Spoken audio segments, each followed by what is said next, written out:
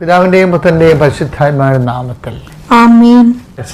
പ്രാർത്ഥിക്കുക. അമ്മേ പരിശുദ്ധമ്മേ, അമ്മേ പരിശുദ്ധമ്മേ, ദൈവമാതാവേ, ദൈവമാതാവേ, കൃപാസനത്തിലൂടെ ഞങ്ങൾക്കും ഞങ്ങളുടെ ദേശത്തിനും അമ്മ മധ്യസ്ഥം തേടി തന്ന എല്ലാ അനുഗ്രഹങ്ങൾക്കും കൃപകൾക്കും ഞങ്ങളിപ്പോൾ ഹൃദയം നിറഞ്ഞ നന്ദി പറയുന്നു. അമ്മേ പരിശുദ്ധമ്മേ, ദൈവമാതാവേ, 2004 ഡിസംബർ 7 തീയതി ഉച്ചകഴിഞ്ഞ് 2:30 സംഭവിച്ച അമ്മയുടെ പ്രത്യക്ഷപ്പെടലിനെ കുറിച്ച് തിരുസഭയ്ക്ക് സമർപ്പിച്ചിരിക്കുന്ന പഠനരേഖകളുടെ സഭാത്മകമായ പഠനം ആരംഭിക്കുവാൻ ഞങ്ങൾ പ്രാർത്ഥിക്കുന്നു. അമ്മേ പരിശുദ്ധമ്മേ, ഭൂസ്വർലോകങ്ങളുടെ രാജ്ഞിയായ അങ്ങേക്ക് ഭൗമ സംരക്ഷണത്തിനായി പ്രപഞ്ച പ്രകൃതിയെ തന്നെ തിരുസഭ പ്രതിഷ്ഠിക്കുവാൻ പ്രത്യക്ഷീകരണം വഴി ഇടയാക്കണമേ. പരിശുദ്ധമ്മേ, ജപമാല മാതാവേ, സകല കൃപാസനം പ്രാർത്ഥനകളോടും ചേർത്ത് ഞങ്ങളിപ്പോൾ പ്രാർത്ഥിക്കുന്ന ഈ കുടുംബത്തിന്റെ പ്രത്യേക നിയോഗം. മക്കളെ,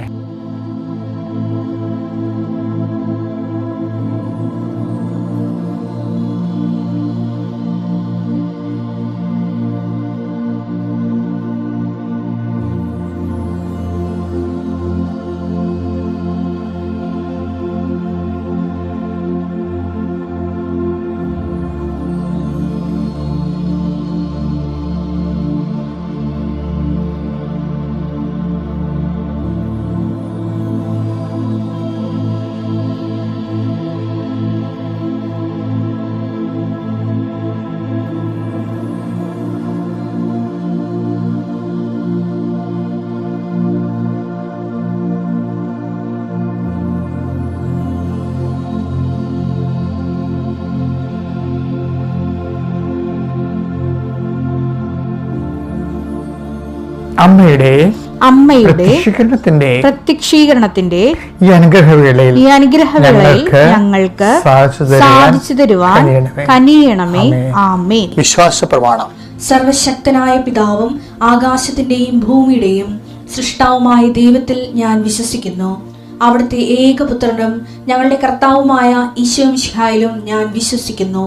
ഈ പുത്രൻ പരിശുദ്ധാത്മാവിനാൽ ഗർഭസ്ഥനായി കന്യകാമറിയത്തിൽ നിന്ന് പിറന്ന് പൊന്തിയോസ് പീലാത്തോസിന്റെ കാലത്ത് പീഡകൾ സഹിച്ച് കുരിശിൽ തറയ്ക്കപ്പെട്ട് മരിച്ച് അടക്കപ്പെട്ട് പാതാളങ്ങളിൽ ഇറങ്ങി മരിച്ചവരുടെ ഇടയിൽ നിന്ന് 3-ാം നാൾ ഉയർത്ത് സ്വർഗത്തിലേക്ക് എഴുന്നള്ളി സർവശക്തിയുള്ള പിതാവായ ദൈവത്തിന്റെ വലതുഭാഗത്തിരിക്കുന്നു. അവിടെ നിന്ന് ജീവിക്കുന്നവരെയും മരിച്ചവരെയും വിധിക്കുവാൻ വരുമെന്നും ഞാൻ വിശ്വസിക്കുന്നു. പരിശുദ്ധാത്മാവിലും ഞാൻ വിശ്വസിക്കുന്നു. വിശുദ്ധ കത്തോലിക്കാ സഭയിലും പുണ്യവാന്മാരുടെ ഐക്യത്തിലും പാപങ്ങളുടെ മോചനത്തിലും ശരീരത്തിന്റെ ഉയർപ്പിലും നിത്യമായ ജീവിതത്തിലും ഞാൻ വിശ്വസിക്കുന്നു. ആമേൻ. സ്വർഗ്ഗസ്ഥനായ ഞങ്ങളുടെ പിതാവേ, അങ്ങയുടെ നാമം പൂജിതമാകണമേ. അങ്ങയുടെ രാജ്യം വരണമേ. അങ്ങയുടെ തിരുമനസ് സ്വർഗത്തിലെ പോലെ ഭൂമിയിലും ആകണമേ. അന്നു വേണ്ടുന്ന ആഹാരം ഇന്ന് ഞങ്ങൾക്ക് തരണമേ. ഞങ്ങളോട് തെറ്റ് ചെയ്യുന്നവരോട് ഞങ്ങൾ ക്ഷമിക്കുന്നത് പോലെ ഞങ്ങളുടെ തെറ്റുകൾ ഞങ്ങളോടും ക്ഷമിക്കണമേ.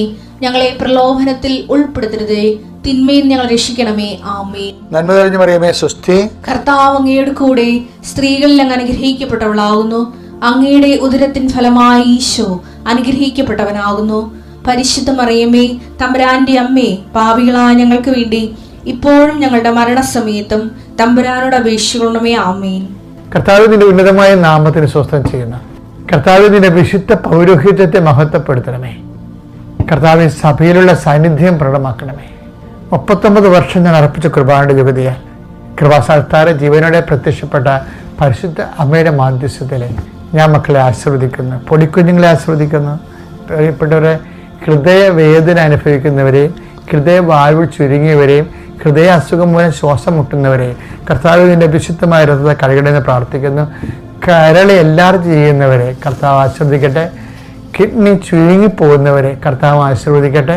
കർത്താവ് തലവേദന വിട്ടുമാറാത്ത തലവേദന മെനിഞ്ചൈറ്റിസ് അസുഖമുള്ളവരെ കർത്താവ് സ്പർശിക്കട്ടെ.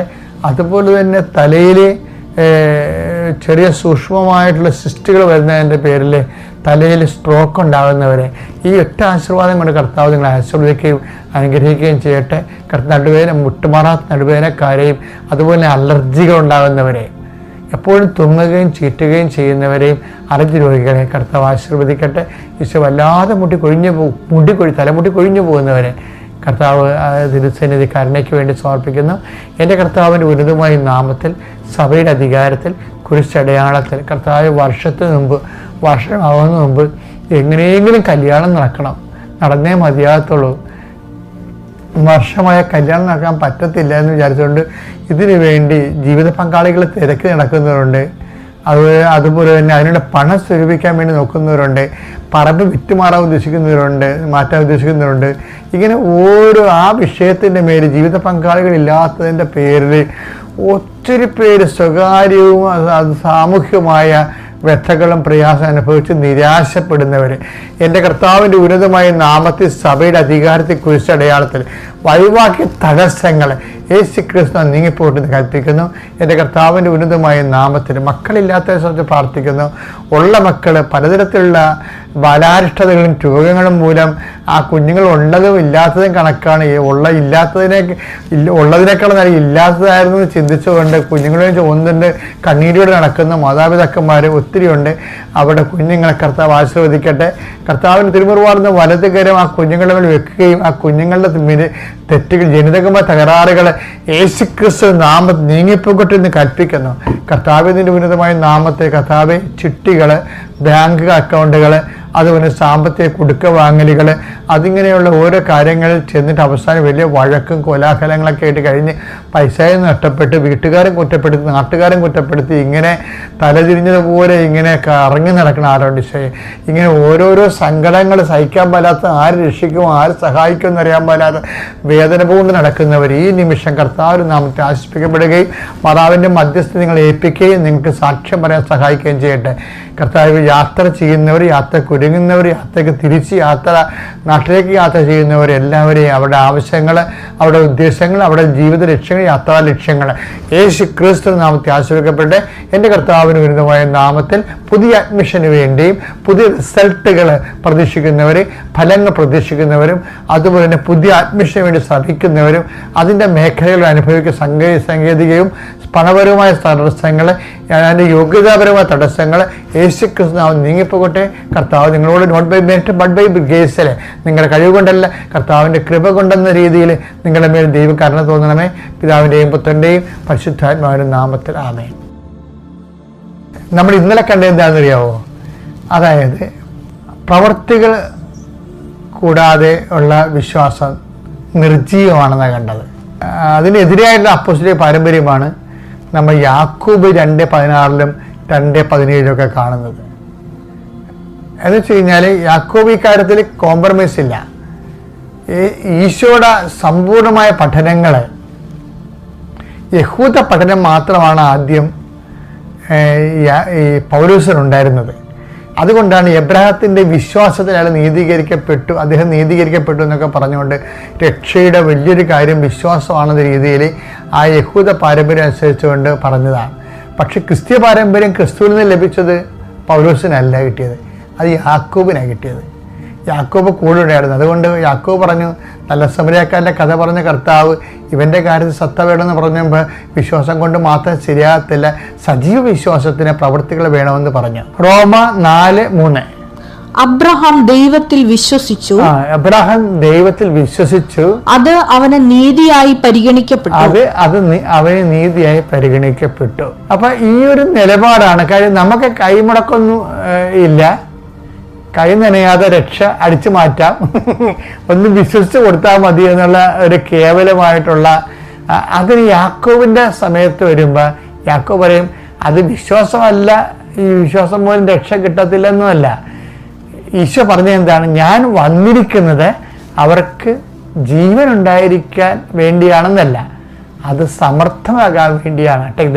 യോഹന്നാൻ 10:10 ഞാൻ വന്നിരിക്കുന്നത് അവർക്ക് ജീവൻ ഉണ്ടാകാനും അത് സമൃദ്ധമായി ഉണ്ടാകാനുമാണ്. അതെ, അപ്പൊ ജീവൻ സമൃദ്ധി വരണത് പ്രവൃത്തികളിലൂടെയാണെന്നാണ് യാക്കോബ് പറയണത്. മറ്റത് രക്ഷ പ്രാപിക്കാം, പക്ഷേ ആ രക്ഷയുടെ സമൃദ്ധിയില്ലേ. കർത്താവ് എന്തിനാണ് വന്നത്? നമുക്ക് കേവലമായ നോമിനൽ മെമ്പറാക്കാൻ വേണ്ടി, സ്വർഗരാജ്യത്തിൻ്റെ നോമിനൽ മെമ്പറാക്കാൻ വേണ്ടി വന്നതല്ല, ഇഫക്റ്റീവ് മെമ്പറായിട്ട് വന്നാണ്. 5:6 എടുത്തേ. എന്തെന്നാൽ യേശുക്രിസ്തുവിൽ വിശ്വസിക്കുന്നവർക്ക് പരിച്ഛേദനമോ അപരിച്ഛേദനമോ കാര്യമല്ല. അങ്ങനെ ആചാരവട്ടങ്ങള് കാര്യമല്ല. സ്നേഹത്തിലൂടെ പ്രവർത്തന നിരതമായ വിശ്വാസമാണ് സുപ്രധാനം. അപ്പൊ പ്രവൃത്തിയിലേക്ക് വരുന്നുണ്ട്. അപ്പോൾ ആ പ്രവൃത്തിയിലേക്ക് പൗലോസ് അപ്പോസ്തലൻ വരുന്നുണ്ട്. ശരിക്കും പറഞ്ഞാൽ അപ്പം അതിൻ്റെ ഒരു ഡെവലപ്മെൻറ്റ് ഓഫ് തോട്ട്സാണ് അതിൻ്റെ അകത്ത് വരണത്. പക്ഷേ ഇതിന് ഒരു ഡെവലപ്മെൻറ്റ്സ് ഒന്നും യാക്കോബിലില്ല.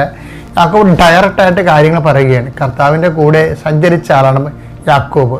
അപ്പോൾ യാക്കോബിനറിയാം ഇത് കേവല വിശ്വാസ പ്രഖ്യാപനം കൊണ്ട് രക്ഷ അടിച്ചു മാറ്റാൻ പറ്റത്തില്ല, കൈതനെയാണ് പിടിക്കാൻ പറ്റത്തില്ല, അത് നല്ല കോസ്റ്റ്ലിയാണ്. അപ്പോൾ ക്രിസ്തുവാണ് തൻ്റെ പീഡാനുഭവത്താൽ നേടിയതാണ്. അതുകൊണ്ട് തന്നെ നമ്മൾ അതിൻ്റെ അകത്ത് പേയ്മെൻ്റ് ഉള്ളതാണ്. അതുകൊണ്ട് നമ്മളത് പ്രവർത്തിച്ച് കാണിക്കുക എന്ന് പറയണത്.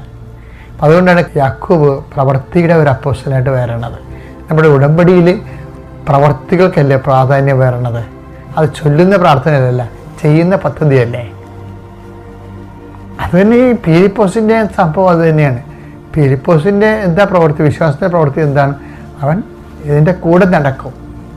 ആരുടെ? നമ്മളുടെ എത്യോപ്യക്കാരൻ ഷണ്ടൻ്റെ രഥത്തിൻ്റെ കൂടെ നടക്കണ കണ്ടില്ലേ? അത് ഞാൻ ഒരു ന്യൂ കമറാണല്ലോ, എനിക്ക് വലിയ കാര്യങ്ങൾ എങ്ങനെയാണ് ഈ ഫൈനാൻസ് മിനിസ്റ്ററോട് ഞാൻ ഈശോനെക്കുറിച്ച് പറയണത്? അയാളെന്ത് വിചാരിക്കും? അയാളെന്നെ സ്വീകരിക്കുമോ ഇല്ലേ? അങ്ങനെയൊന്നുമില്ല. അപ്പോസ്തലൻ അടുത്ത ആത്മാഭിഷേകത്തോട് ചോദിക്കും, നിങ്ങളെ രഥത്തിൽ നിന്ന് വായിക്കണം, നിങ്ങൾക്ക് മനസ്സിലാകുന്നുണ്ടോ? അപ്പം എങ്ങനെയാ? അത് കൂടെ നടന്നിട്ട് അതിൻ്റെ കൂടെ നടക്കുകയാണ്. ഒരാളിൻ്റെ കൂടെ നമ്മൾ നടന്നതിന് ശേഷമാണ് പീഴ്ച പ്രവർത്തനങ്ങൾ കാണുമ്പോൾ തന്നെ ചോദിക്കുകയല്ല, കൂടെ നടക്കണം. അപ്പോസ്തല പ്രവർത്തനം 8:29-30. ആത്മാവ് പീലിപ്പോസിനോട് പറഞ്ഞു, ആ രഥത്തെ സമീപിച്ച് അതിനോട് ചേർന്ന് നടക്കുന്നതാണ് സുവിശേഷ പേരിൽ ആദ്യം. ഇപ്പൊ ചില ആൾക്കാർ, രോഗികളെ, പീഡിതര്, പ്രയാസമുള്ളവര്, കർത്താവായിട്ട് ആകാതെ അവിടെ കൂടെ നമ്മൾ പീഴ്ച പ്രവർത്തനം എന്ന് പറയുന്നത് ഒരു നമ്മുടെ പത്രം കൊടുക്കുന്നുണ്ട്. ചില ആൾക്കാർ അതിൻ്റെ കൂടെ ചേർന്ന് നടക്കും. എന്താണ്? പിന്നെയും കാണുകയും കുശലപ്രശ്നങ്ങൾ ചോദിക്കുകയും കർത്താവിനെക്കുറിച്ച് സംസാരിക്കുക. അതാണ് ചേർന്ന് നടപ്പ്. അപ്പോൾ ചേർന്ന് നടക്കുമ്പോൾ അവർ നമ്മളോട് കർത്താവിനെക്കുറിച്ച് ചോദിക്കും. അങ്ങനെ ഷണ്ടൻ പീലിപ്പോസിനോട് ചോദിക്കണത്, ഇത് വ്യാഖ്യാനിച്ച് തരാൻ പറ്റുമോ എന്ന്. അങ്ങനെ പീലിപ്പോസ് വ്യാഖ്യാനിച്ച് കൊടുക്കും. അപ്പം അതുകൊണ്ട് പ്രേക്ഷിത ഉടമ്പടി ഇത് രണ്ടുമുണ്ട്. പ്രേക്ഷിത പ്രവർത്തനമുണ്ട്, ഉപവിപ്രവർത്തനങ്ങളുമുണ്ട്. അതുകൊണ്ട് രണ്ടും അപ്പോസ്തലിക പാരമ്പര്യമാണ്. അതുകൊണ്ടാണ് ഉടമ്പടിയിൽ സത്യസന്ധമായിട്ട് അത് ചെയ്യുന്ന ആൾക്കാർക്ക് വലിയ ഫലങ്ങൾ ഉണ്ടാകുന്നത്. ഇപ്പോൾ ഉടമ്പടിയിൽ എവിടെയെങ്കിലും മിസ്റ്റേക്ക് സംഭവിച്ചിട്ടുണ്ടെങ്കിൽ ഇപ്പം കറക്റ്റ് ചെയ്യണം. കർത്താവ് നിങ്ങളെ അനുഗ്രഹിക്കട്ടെ. Praise the Lord.